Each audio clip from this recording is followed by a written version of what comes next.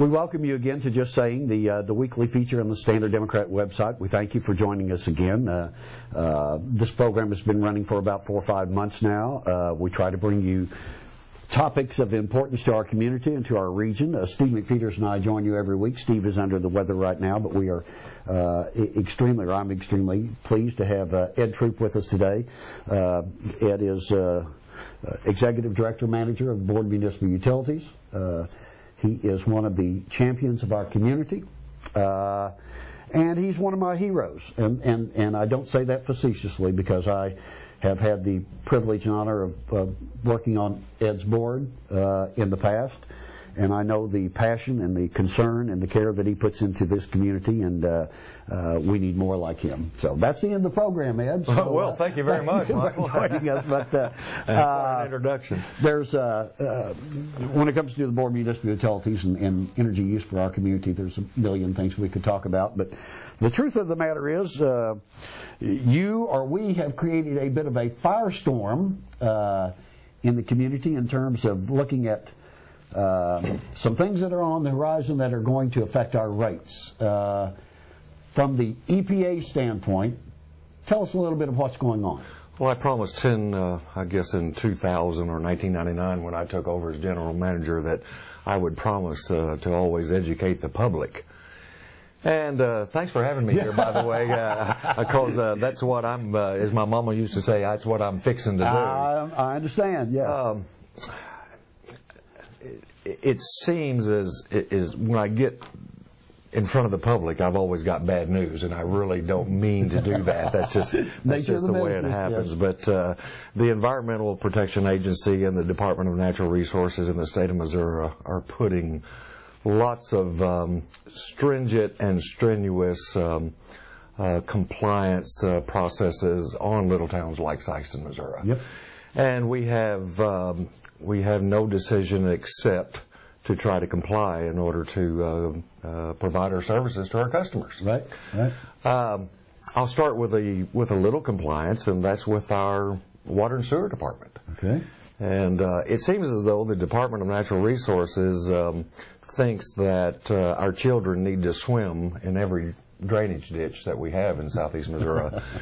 So they have put some new permitting issues on us to take care of the ammonia and the disinfectants. And just to kind of give you a quick synopsis, that's going to cost $1.2 million at our south wastewater plant. Mm-hmm. And it's going to cost another $2.8 million to take the waste from our industrial park all the way to the south plant. And say, Ed, why would you dig up the town to do that? And it's economics. Yes. It's either spend $6 million in the industrial park or $4 million otherwise. So, that's the first thing. And of course, the next thing is the new EPA rules on coal-fired plants. Yes. And it doesn't stop there. It's also other manufacturing firms in the country, but it's going to hit the coal-fired plants, and the cheap electricity is over. Yes, yes. Several years ago, in fact in 1990, Congress passed the Clean Air Act, mm-hmm. and we spent lots of money complying, and today I will say our air is cleaner. Yes. And then EPA says, no, that's not good enough. We're going to put on the table the CARE Act, which is the Clean Air Interstate Rule. Right. Sikeston complied with that, and today our air is cleaner. Right. And then EPA says, no, that's not good enough. Right. Let's make it more stringent, because these coal-fired plants are causing people to go to the doctor and say, hey, I've got too much mercury in my body or too much SO2. And, okay, I'm being facetious. Yeah, I was going to say that happens a lot. Yeah. Yes. No, it doesn't. So they circumvented the CARE rule with the CASPER rule, which is the cross-state air pollution rule, and which means that Sikeston has to start up its scrubbers again. And you would think that would be a pretty easy process, except it's going to cost $25 million in order to just to be in compliance with the new EPA regulations. Yeah, it doesn't enhance our operation one little bit. And what really the sad result of that is it's the ultimate consumer that has to pay for that. Yes. And that's just one part of the rule. Another part is the is the coal combustion residual rule, which is basically fly ash. Right. Fly ash is the residual from burning coal. It's benign. It's used to make concrete. Yes, indeed. We sell some to the Lone Star plant in Cape. Yep. And if EPA classifies that as a hazardous waste, it'll cost Sikeston another, we're guessing $15 million to build a landfill. In order to handle that. If it's classified just as a solid waste, we still got to build another pond, but it's much less cost. The financial impact is less on that. $5 million. But either way, that's another cost component that's going to add to the rate structure. And the third and final rule is the maximum achievable technology rule, which basically covers mercury. Right. And we really don't know if there's any kind of mechanical device out there that'll take care of the mercury like EPA would like for us to do. Yeah. We know that our scrubber will remove about 50%. Right. The rules say you got to remove 78%. Right. There is a device called a carbon injection, which could, we don't know the cost of that yet. We really don't know if it's even going to work. But again, you're talking about several $1 million in complying with that rule. So all in all, Sikeston is expecting a $30 million capital expenditure just to keep in compliance and keep that plant running. Now, this will, by way of background, these new EPA regulations, as I understand, are undergoing a court challenge right now. They will go before an appeals court, I think, in April. That is just one part of the rule. Okay. That's what the acronym, we call it CASPER rule, which is the cross-state air pollution rule.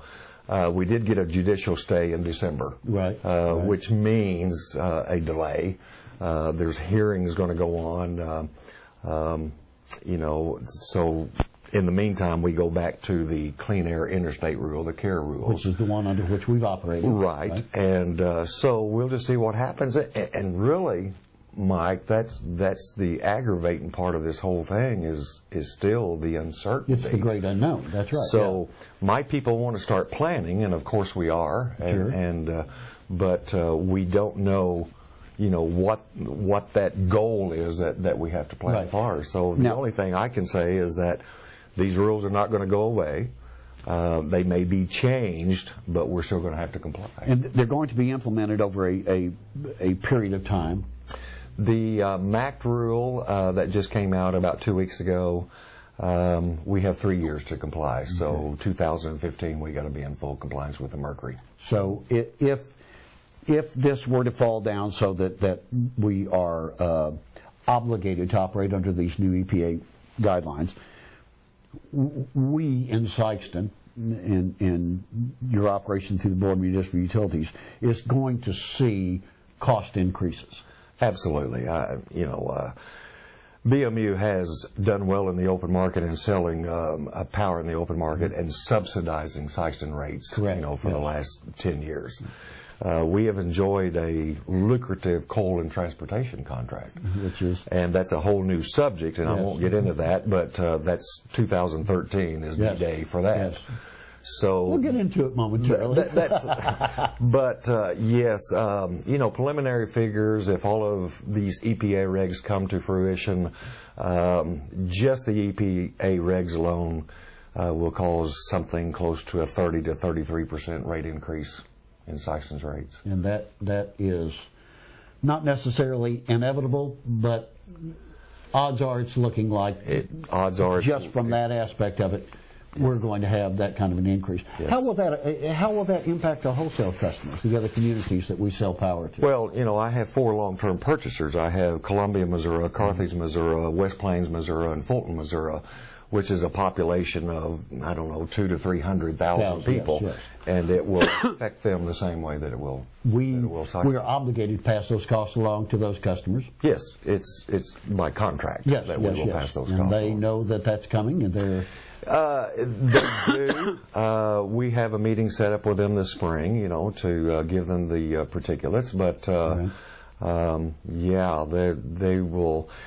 Sikeston's share of power out of that plant, in other words, what just comes from the plant, what we pull out of the plant for Sikeston, Missouri, is about 20 to 25%. And so, that 30% increase is just Sikeston's 25% share. That's right, yeah.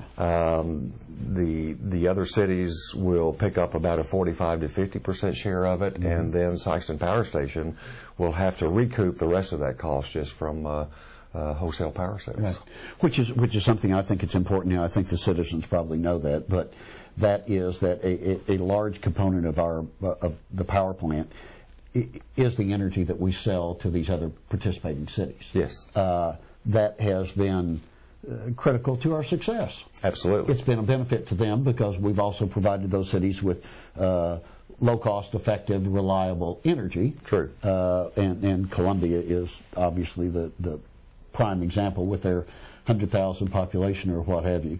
But so the impact is going to be felt. I was reading an article this morning, as a matter of fact, on the Springfield plant.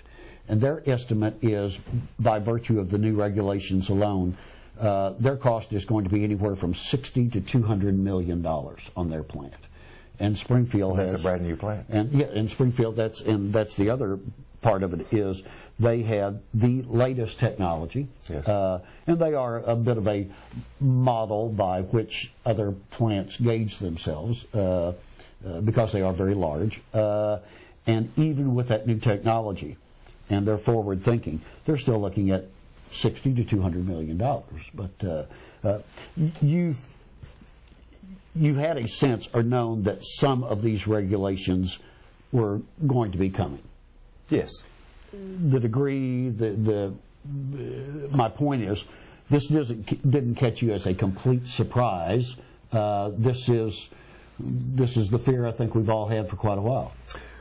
Well, and that's true. I mean, this has been approximately a 3-year learning curve for us, and we knew it was coming. We just didn't know when and how much. Yes. I guess we were hoping that Congress would step in and say, EPA, you have operated outside your limits. Yes. But we all know this is an election year, and that's not going to happen. That's right, yeah. So, and we try to sit down and what is the reason? I mean, we've got the cleanest air that we've had in 15 years. Right, yeah. And Missouri is a big coal-burning state. Yes. We're one of the lowest electric rate states in the nation. Yes. And I'm thinking, I guess the Northeast is saying, hey, we want to pay what Missouri does, so what we do is we shut down their coal-fired plants. That's right. Yeah, or we put more cost on them. But nobody likes green grass and trees and green pastures better than I do. I understand that. Yes. But I also work for 9,000 customers in the city of Sikeston, and it's aggravating and it's sad to me that when I raise rates, this has to be the reason. That's right, and there are consequences. Real briefly, our time is somewhat limited. Tell us about the coal contract that's coming up next year. In 2002... Go ahead and give us some more good news. I signed a 10-year contract in coal and transportation contract in 2002, and if you remember, you thought I was crazy. I did. Nobody, commits themselves for 10 years, and I'm a numbers person. If I was wrong, it was going to cost an additional $2 million a year. If I was right, it could be $7 to $8 million a year. Right. So we took the chance with your help, and we did it. And right now, we are probably somewhere in the neighborhood of 80% below market. Yes. But all good things come to an end, and now people are asking me, well, why didn't you sign a 20-year contract? Right, yeah. But in 2013, our coal contract does come to an end. We're looking at doubling Powder River Basin coal prices. We're looking at a 90% increase in our transportation cost. Yep. That translates into what it cost us to produce a kilowatt hour is doubled January 1, 2013. Yeah. And again, it's the ultimate consumer that has to pay that. That's right. Yeah. So consumers in Sikeston could be looking at because of the EPA regulations and the new coal contract, we could, both retail and commercial customers could be looking at some substantial increases down the pike. Absolutely.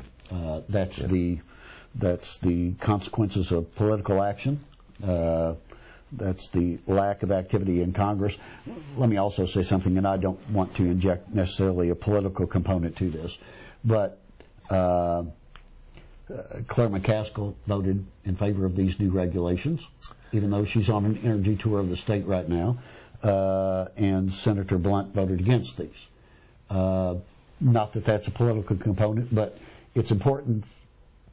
I talk in terms of consequences. It's important for Sikeston customers to know that these are some of our elected officials who have gone to bat for us, or some of those who have decided that maybe we do need to be paying higher rates.